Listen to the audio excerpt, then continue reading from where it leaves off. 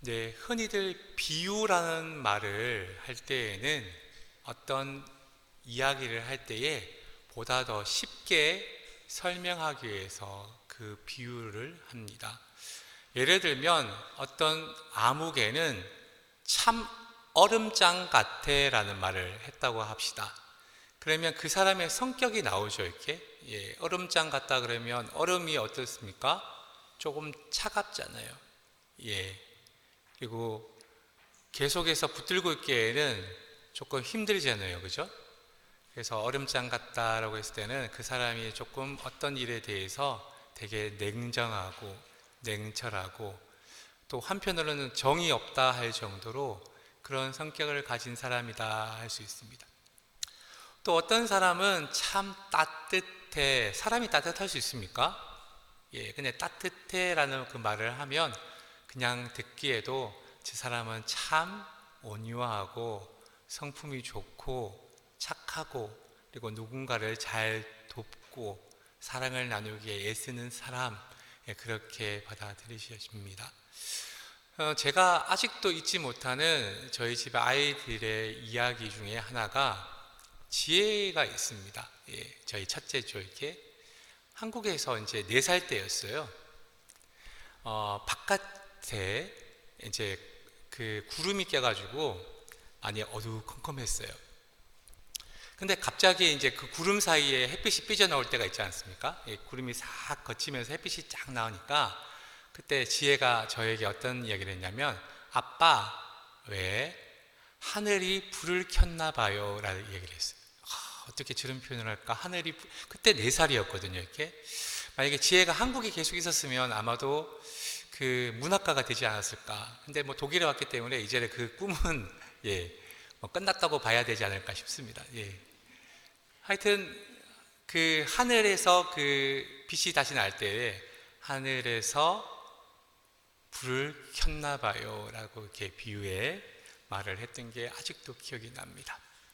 이처럼 비유는 그 청중으로 하여금 가장 알아듣기 쉽게 그렇게 이야기를 하는 것을 말합니다. 오늘 예수님께서도 많은 무리들에게 그렇게 비유의 말씀을 하십니다. 오늘 1절 말씀을 한번 같이 읽어보시죠. 시작. 예수께서 다시 바닷가에서 가르치시니 큰 무리가 모여들거늘 예수께서 바다에 떠 있는 배에 올라 앉으시고 온 무리는 바닷가 육지에 있더라. 여러분은 짧은 말씀을 읽으면서 무엇을 느끼셨습니까? 여기에는 많은 정보가 담겨져 있습니다. 비록 한 절의 말씀이지만 여기에는 정말 많은 정보가 담겨져 있습니다. 첫 번째는 뭐가 있냐면 다시입니다. 다시라는 것은 어떤 일을 이전에도 했었는데 오늘 또 한다는 거예요. 그러면 그것을 뭘 하냐면 바닷가에서 가르치시는 일을 오늘도 또 하십니다. 그럼 이전에도 바닷가에서 누군가를 가르치셨고 또 그전에도 바닷가에서 누군가를 가르치셨다는 거예요. 그러면 다시 말하면 예수님은 바닷가에서 누군가를 가르치시는 일이 일상입니다. 하나님 말씀을 가르치시는 게 일상이셨던 분이 예수님이셨어요. 그리고 큰 무리들이 모여듭니다. 다시 가르치시니 또 다시 큰 무리가 모여듭니다. 그러니까 예수님이 가는 곳마다 늘 가르치셨고 그 가르침을 늘 들으려는 많은 사람들이 늘 모여들었던 것을 알 수가 있습니다. 두 번째는 어떤 정보가 또 있냐면 예수님께서 가르치시는 장소가 어딘지 여러분 확인하셨나요? 예. 바닷가에 계시면 우리의 모래사장이나 뭐 이런 데를 생각하기 쉬운데 예수님은 바다에 떠 있는 배에 올라가셨습니다. 사람들이 막 문집을 하니까 배 하나를 마련하셨어요. 그리고 그 배에다가 예수님을 사람들이 태웠겠죠. 아니면 예수님께서 작은 배에 스스로 가셨거나 여하튼 예수님께서는 그 배에서 이렇게 사람들을 향하여서 가르치심을 하십니다. 실제로 이 바닷가는 어디를 말할까 했을 때에 우리가 생각하는 지중해는 아니고요. 갈릴리 호수를 말합니다. 히브리 사람들은 그렇게 표현을 합니다. 얌이라는 말을 쓰는데 이 얌은 물이 많이 모여 있는 것을 가리켜서 얌이라 부릅니다. 그 히브리어로 얌이라 그래 부르죠. 갈릴리 호수는 물이 엄청 많아요. 그리고 마치 수평성이 보입니다. 바닷가처럼. 물이 엄청 많이 있으니까 히브리 사람들은 얌이라 부르는데 그 얌은 해석하기에 따라서 때로는 호수로 번역되기도 하고 때로는 바다로 번역되기도 합니다. 그러니까 지금 이 바다는 어디냐면 갈릴리 호수, 갈릴리 바다를 이야기하고 있습니다. 근데 갈릴리 바다, 갈릴리 호수에서 이야기를 배에서 만약 하게 되면 마치 확성기처럼 이렇게 바람을 타고 소리가 저 멀리까지 들린답니다. 그러니까 뭐 10,000명 이상 모여도 몇천 명 이상 모여도 충분히 마이크 없이 말씀을 전할 수 있는 게 이 바닷가 거기에서 이야기를 하게 되면 이 바람을 타고 이야기가 들리지요. 그리고 예수님께서는 세 번째 어떻게 지금 말씀을 전하시냐면 배에 올라가셔서 앉으셔서 말씀하십니다. 여러분들은 지금 앉아 계십니까? 서 있습니까? 여러분들은 앉아 있고 저는요 서 있죠. 유대인들의 전통은 말씀을 가르치는 자, 전하는 자가 앉아 있고요, 말씀을 듣는 자가 서 있습니다. 그러니까 지금 이제 바뀌었죠, 그죠? 오히려 여러분들이 서 있으셔야 되고 제가 앉아 있어야 되는데 지금 이제 교회의 전통에 의해서 의자가 들어오고 난 다음부터는 설교자가 서 있는 그런 일을 하게 됩니다. 여하튼 예수님께서는 앉으셨다라는 것은 누군가를 가르치시는 분이시다라는 게 확실합니다. 그리고 온 무리는 바닷가 육지에 있더라 할 때 여기는 서 있습니다. 앉아서 듣는 사람이 없어요. 그래서 여러분들 그 예배에서 가장 중요한 부분이 있다면 어디를 말할까요?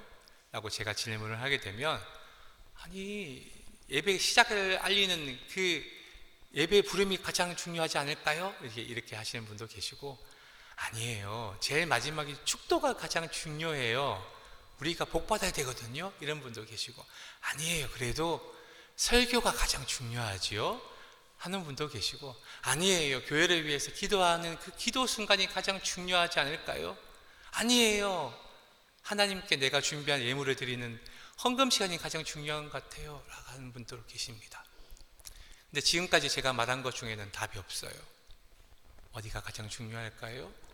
하나님 말씀 읽는 시간이 가장 중요합니다. 그래서 교회의 전통에 따라서 하나님 말씀을 봉독할 때는 모두가 다 일어나서 말씀을 같이 읽고 자리에 앉습니다. 근데 지금은 그렇게 하기에는 저희가 이제 너무 오랫동안 해온 게 있기 때문에 그렇게 갑자기 바뀌기는 어렵지요. 그러나 하나님 말씀 읽는 시간이 가장 중요합니다. 설교보다 더 중요해요. 설교는 그 하나의 말씀을 풀이해서 목회자가 전하는 거라면 성경 봉독은 하나의 말씀 그 자체잖아요. 그 자체를 읽을 때 우리가 되게 중요하기 때문에 그 말씀을 듣는 사람들은 다 서서 말씀을 듣습니다. 여하튼 예수님께서는 이렇게 오늘도 바닷가에서 다시금 가르치심을 합니다. 그 가르치심을 하시기 위해서 배에 올라가셨고 거기서 앉으셔서 이야기들을 하십니다. 그런데 그 이야기를 어떻게 하시냐면 2절 말씀 보면 여러 가지 비유로 가르치십니다. 그러니까 말을 할 때에 조금 어렵게 전달될까 봐 예수님께서는 쉽게 이야기하시는 거죠. 누군가가 들어도 다 알 수 있는 이야기, 그 이야기를 하십니다. 그러면서 하시던 말씀이 오늘 본문 말씀 3절부터 8절까지 말씀입니다. 첫 번째 예수님께서 이렇게 이야기를 하십니다. 들으라, 씨를 뿌리는 자가 뿌리러 나가서 뿌릴새 더러는 길가에 떨어지매 새들이 와서 먹어버렸다 얘기합니다. 씨 뿌리는 것은 여러분들은 지금 많이 낯설지요. 예, 왜냐하면 도시에서 여러분들이 생활을 하시기 때문에 농작물을 키우실 일이 없습니다. 오늘 날 예수님께서 만약 이런 비유를 하셨으면 여러분들 고개를 갸우뚱하지 않겠습니까? 씨를 어디다 뿌리시는 거예요? 밭에다 뿌립니까? 길에다 뿌립니까? 아, 그래요? 신기하네요. 이제 이렇게 하지 않을까요? 씨를 심을 때 어떻게 심어야 되나요? 예, 이렇게 또 이야기하겠지요. 제가 알고 있는 분 중에 한 분이 들깨를 심으셨는데 너무 깊게 심으셔가지고 들깨가 아직도 안 자란다 하시는 분도 계시더라고요. 네, 저희 교회 분들입니다. 네. 그러니까 얼마만큼 심어야 될지를 지금은 잘 모르신다고요. 근데 그 당시 사람들은 다 압니다. 왜냐하면 농경 시대잖아요. 지금처럼 2000년 전에는 자동차가 달리는 것도 아니고 높은 건물이 있는 것도 아니고 시멘바닥이 있는 것도 아니고 그냥 모든 사람들이 농촌에서 그렇게 살아가기 때문에 예수님께서 씨 뿌리는 이야기를 하시면 다 알아듣습니다. 첫 번째는 어디에다가 이 씨가 떨어졌냐면 길가에 떨어졌답니다. 모든 사람들이 이해했을까요? 그 당시의 사람들은 다 이해합니다. 지금 여러분들 이해가 갑니까? 아니, 씨를 왜 길가에 뿌려? 이렇게 생각하시는 분이 계시는데 그 당시 사람들은 다 이해가 갑니다. 왜 이해가 가는지 제가 이따가 더 설명을 드리죠.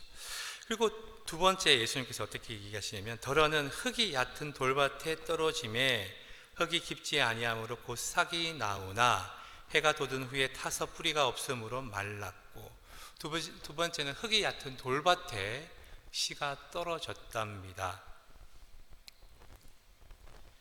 세 번째는 더러는 가시떨기에 떨어짐에 가시가 자라 기운을 막음으로 결실하지 못하였고 가시떨기에 떨어졌답니다.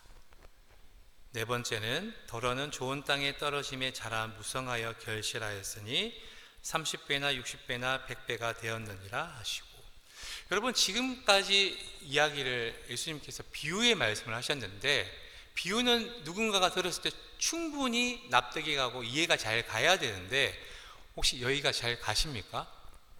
지금 무슨 이야기를 하시는지. 씨를 뿌리는데 4가지 종류의 땅에 떨어졌다.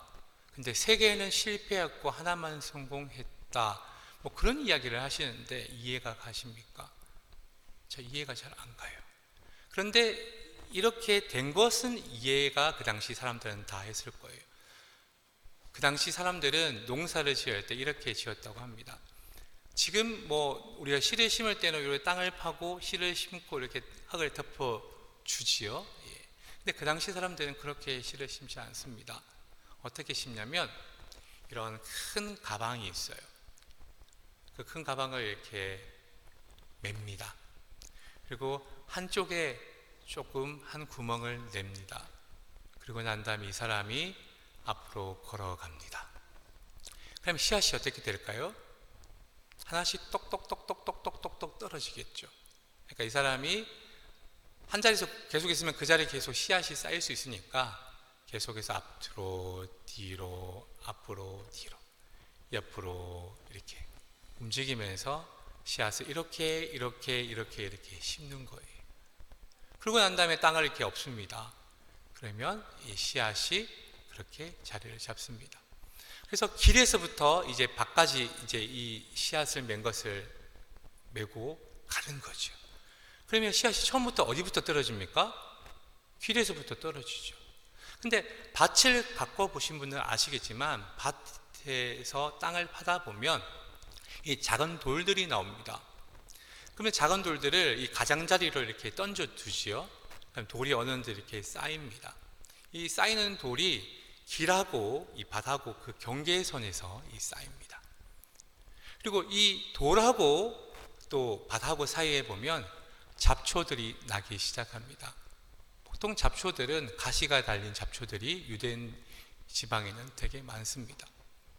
그러다 보니까 이 씨를 뿌리는 사람이 본의 아니게 길가에부터 시작해서 자갈밭도 지나가고 가시밭도 지나가고 마지막에 본인이 뿌리고자 하는 좋은 땅에 다다르게 됩니다. 그러던 사이에 씨는 4가지 종류의 땅에 다 떨어지게 되죠. 그러니까 예수님께서 이 말씀을 하실 때에 청중들은 다 알아듣습니다. 네, 그렇게 씨 뿌리죠. 그렇게 씨앗이 떨어지죠. 그런데요, 그게 무슨 뜻이에요? 이렇게 궁금합니다. 그래서 거기에 대해서 예수님께서는 어떻게 말씀하시냐면, 들을 귀 있는 자는 들으라. 하나의 말씀에 대해서 너희들이 이해할 수 있는 사람들은 이해하길 바란다. 그렇게 얘기합니다. 그래도 제자들은 이 이야기의 뜻이 무슨 뜻인지 잘 모르겠습니다. 충분히 농사 짓는 것은 그렇게 짓는 거 저희 다 알고 있어요. 근데 그게 무슨 뜻이죠?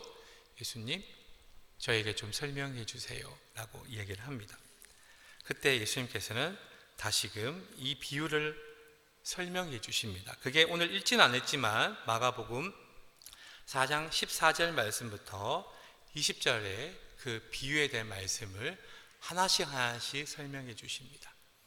첫 번째, 씨는 무엇이냐에 대해서 예수님께서 말씀하시기를, 씨는 바로 말씀이다 라고 합니다.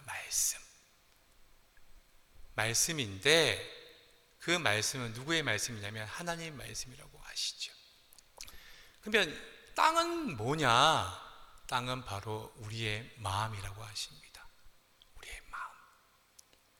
그러면 첫 번째 얻은 땅, 얻은 마음에 이 말씀의 씨앗이 떨어졌습니까? 첫 번째는 길가와 같은 마음에 말씀의 씨앗이 떨어집니다. 길가는요, 딱딱하잖아요. 이미 많은 사람들이 오갔기 때문에 그 땅은 딱딱해서 씨앗을 뿌리면 그 씨앗이 자라기가 힘든 곳입니다. 그러다 보니까 새가 와서 그 씨앗들을 다 쪼아 먹어버립니다. 그러니까 길가에 떨어진 씨는 시간이 지나도 더 이상 어떤 기대를 할 수가 없습니다. 이미 새가 다 와서 쪼아 먹었거든요.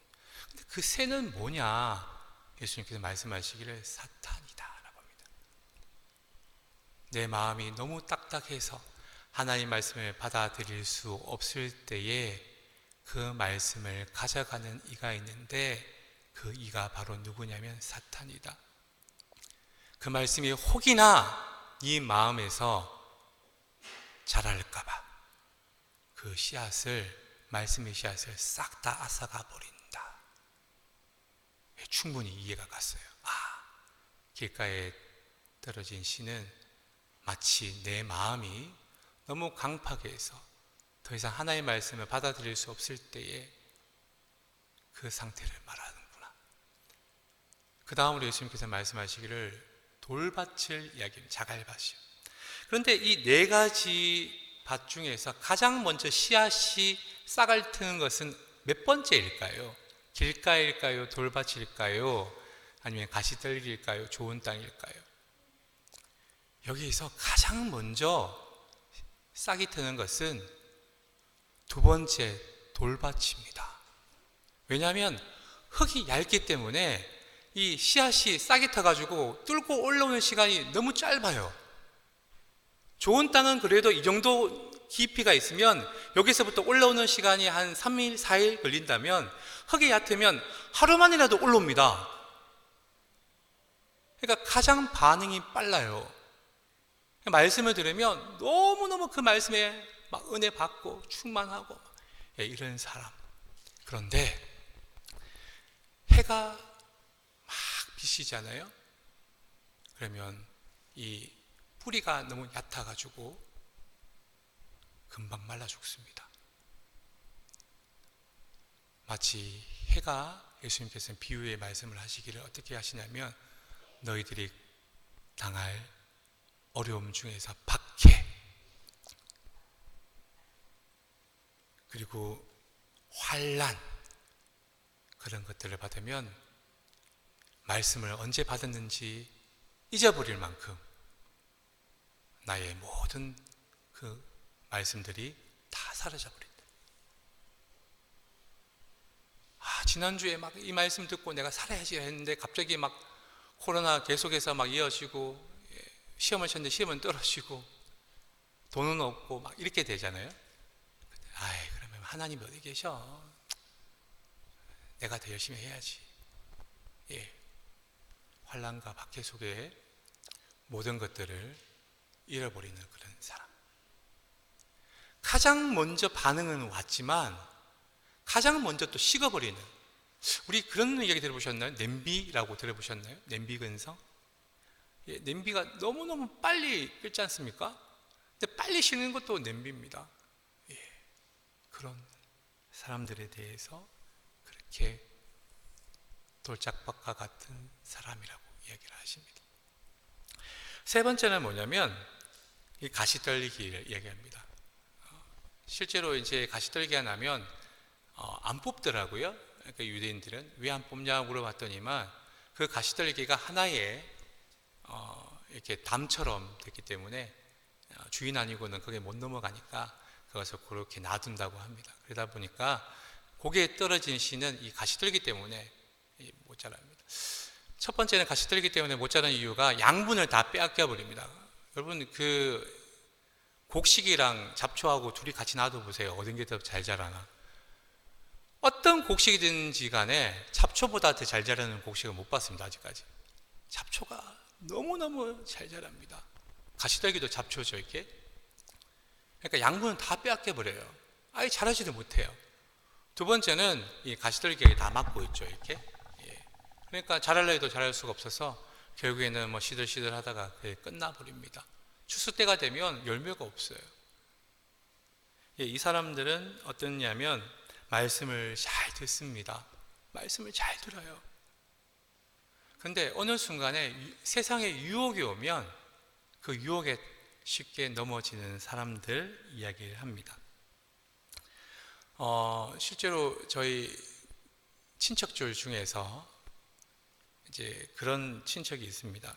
인천에서 이제 주유소를 시작했습니다. 처음에 주유소를 할 때 주유기가 2대밖에 없는 작은 주유소의 사장이 되셨어요. 차가 오면 주유기가 2대밖에 없으니까 이제 한 대 넣어주고 또 있으면 또 한 대 넣어주고 이렇게 이제 직원 없이 그렇게 열심히 이제 일을 하면서 이제 하나님을 의지하기 시작했습니다. 하나님, 저희 사업체가 잘 되게끔. 그래서 이제 진짜 잘 됐어요. 그래서 뭐 나중에 보면 주유기기 중에서 하늘에서 내려오는 거 아세요? 이렇게 뭐 누르면 삥 내려오는 거. 예. 그리고 뭐 직원들이 한 5명, 6명, 와, 그런 주유소의 사장님이 되셨습니다. 자, 이분이 교회를 갈까요, 안 갈까요? 교회 안 갑니다. 주일날 교회 간 사이에 혹이나 단골 고객 오면 물이라도 줘야 되는데 사장이 그 자리를 비우면 왠지 안 될 것 같아. 가족들은 교회를 보내는데 이분은 교회를 가면 안 될 것 같아. 분명히 주어진 은혜는 더 큰데 이 세상의 유혹 때문에 더 이상 믿음이 자라지 않는 그 단계에 있는 사람이 있습니다. 그리고 마지막에는 좋은 땅에 부러진 사람은 말씀을 듣고 그 말씀에 따라서 결실을 하는 사람이다 라고 하십니다. 근데 여러분 조금 뭔가 이상하지 않으세요? 저는 이 말씀을 어젯밤에 읽으면서 너무 이상하다는 생각이 많이 했어요. 여러분들은 그냥 읽으셨는지 모르겠지만 저는 진짜 어젯밤에 처음으로 40년 만에 되게 이상했습니다. 성경에 있는 이야기들이요, 되게 중요한 이야기가 많이 깁니다. 그리고 조금 덜 중요한 이야기는 앞에 조금만 나와요. 그리고 중요한 이야기는 계속해서 반복되는 이야기들이 많이 있습니다. 근데 안 중요한 것은 반복되는 게 적겠지요. 근데 지금 예수님께서 말씀하시는 게 너희들은 좋은 땅이 되라는 이야기를 지금 하고 계실까요? 아니면은 좋은 땅이 안 되는 경우를 지금 강조하고 계실까요? 지금 보면 실패하는 이야기를 계속해서 반복해서 말씀하실까요? 아니면은 성공하는 방법을 말씀하실까요? 오늘 이 말씀에는 보면 실패하는 경우를 계속해서 말씀하시는 것을 알 수가 있습니다. 우리 어떻게 하면 실패하는 줄 알아? 첫 번째, 이런 경우가 실패해. 또 어떻게 하면 실패하는 줄 알아? 이런 경우가 실패해. 또 어떤 경우가 실패하는 줄 알아? 이런 경우가 실패해. 실패하는 경우를 계속해서 말씀하십니다. 그러니까 성공하는 것은 조금밖에 없어요. 근데 첫 번째 경우가 이렇습니다. 말씀을 했을 때에 그 말씀을 앗아가는 새는요, 인정사정 없습니다. 새가 여기 10개가 떨어졌네요. 저는 5개만 먹고 가겠습니다. 5개 쪽쪽쪽 이렇게 가는 새가 없어요. 제가 여러분들 나중에 이제 여름철에 깻잎 드리려고 그 봄부터 깻잎을 뿌리고 막 이렇게 이제 지금 키우고 있는데, 아니 조그만 새 한 마리가 와서 그 깻잎밭을 쑥대밭으로 만들어 놓고 있습니다. 한 마리가 그렇게 합니다. 인정사정이 없어요. 새가 그래요. 사탄도 그렇죠. 이렇게 내가 너 조금만 시험할게, 너 조금만 힘들게 할게 이러지 않습니다. 인정사정이 없어요. 근데 그게 눈에 보이는 겁니까? 안 보이는 겁니까? 새가 눈에 보입니까? 안 보입니까? 새는 눈에 보입니다. 두 번째 실패하는 경우가 뭐냐면 돌이죠. 이렇게 돌처럼 딱딱한 게 어디 있습니까? 돌처럼 씨앗이 많이 뿌리를 못 내리게 하는 게 어디 있습니까? 그게 눈에 보입니까? 안 보입니까? 예, 그것도 눈에 보입니다. 세 번째, 말씀이 자라서 결실하지 못하게끔 우리를 방해하고 억누르고 그 모든 것들 앗아가 버리려 하는 그 가시떨기도 우리 눈에 보이는 겁니까? 안 보이는 겁니까?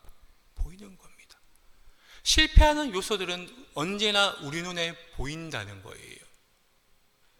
근데 그 실패한 요소를 잘 제거해 그래야지 어떤 게 된다고요? 좋은 게 된다.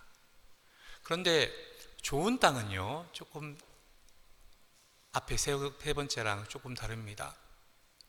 30배, 60배, 100배 열매 맺는 게 씨앗을 뿌렸을 때 눈에 보입니까? 안 보입니까? 그것은 눈에 안 보입니다. 이게 30배가 될지 60배가 될지 100배가 될지는 눈에 보이지 않습니다. 예수님께서는 무슨 말씀을 하시냐면 실패하는 경우들이 이렇게 많아. 근데 그 실패의 요소들은 늘 우리 눈에 보여. 그래서 우리가 조금만 더 조심을 하면, 우리가 조금 더 노력을 하게 되면 그 실패에서 넘어지지 않을 수 있어. 그러나 우리가 성공하려면 그것은 눈에 보이지 않는 비전이기 때문에 때로는 너무 답답해 할 수가 있어. 그렇지만 그 비전을 품고 30배, 60배, 100배를 바라보면서 그 좋은 땅을 갖고 나가야 되지 않겠니? 그 말씀을 오늘 하시는 것 같습니다. 세 가지는 눈에 보여도 우리는 그 보이는 것을 제거할 생각을 하지 않습니다. 눈에 보이지 않는 건 더 힘들겠지요? 예, 눈에 보이지 않는 건 더 힘듭니다. 근데 어떤 씨앗이 떨어져 30배, 60배, 100배를 맺으려면 어떻게 해야 될 줄 아세요? 들깨를 한 포기를 심었다고 한번 예를 한번 들어보시죠. 들깨 모종 씨앗을 심어서 조그만 씨앗이 이렇게 자랍니다. 종자에 따라서 이 가지를 치는 게 있고 가지를 안 치는 게 있습니다. 예, 잎을 먹는 것은 가지를 잘 안 쳐요. 이렇게 쭉 자라기만 합니다. 근데 씨앗을 먹는, 들깨 씨앗을 먹는 그 종자는요, 자꾸 가지를 쳐요. 그래서 가을이 되면 잎을 먹고 이렇게 하나 쭉 자라는 것은 소출이 얼마 안 돼요. 한 30배? 이렇게밖에 안 됩니다.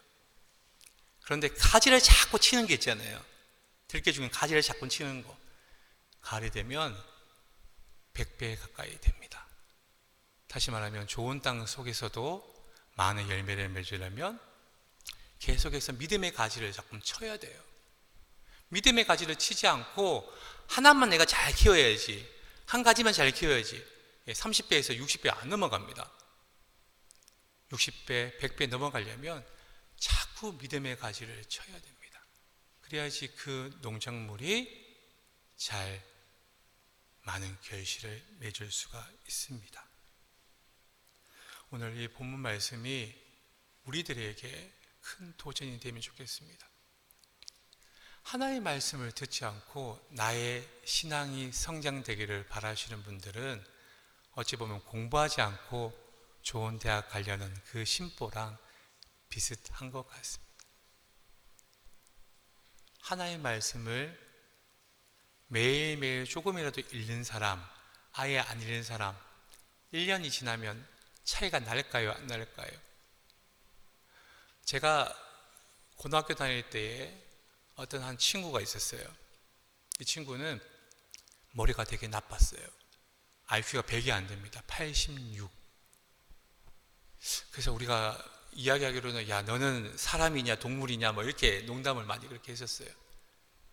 근데 이 친구는 우리 반에서 제일 영어를 잘하는 친구였어요. 이유는 딱 한 가지였어요. 얘는 매일 영어 단어를 30개씩 그렇게 외웠습니다. 중학교 때인데요. 중고등학교 때.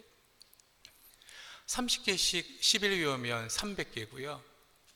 100개 외우면 3000개. 1년이면 거의 10,000개입니다. 단어를 10,000개씩 1년에 외우는 친구랑 하나도 안 외우는 친구랑 비교가 될까요? 이 친구는 IQ는 낮았지만 영어는 그 누구보다 잘했어요. 제가 그 친구보다 IQ는 조금 높지만 아직도 왜 영어를 못할까요? 예, 그렇게 쌓여있는 게 없잖아요. 저한테는 그렇게 쌓여있는 게 없잖아요. 마찬가지입니다. 말씀을 매일 조금씩 5분이라도 10분이라도 읽는 사람, 1년이 지나면 그 사람의 신앙을 못 따라갑니다. 그러다 보면 그 사람에게 딱딱해지는 순간이 있는데도 다시 땅을 일궈냅니다. 그 사람에게 때로는 환난과 같은 그런 돌이 있다 할지라도 그 돌을 걸러낼 수 있습니다. 때로는 가시들개 같이 그를 막 짓눌러 버리는 그런 상황이 올지라도 그 상황을 잘 견뎌낼 수가 있습니다. 이 사람은 결국에는 어떤 밭이 될까요? 당연히 좋은 밭이 될 수밖에 없겠지요. 그 마음에는 하나의 말씀에 자꾸만 성장을 해서 30배, 60배, 100배의 열매를 맺을 수밖에 없습니다. 우리 지난주에 맥주절 여러 가지 의미가 있는데 그 중에 첫 번째가 뭐였다고요? 하나님께로 돌아가는 것.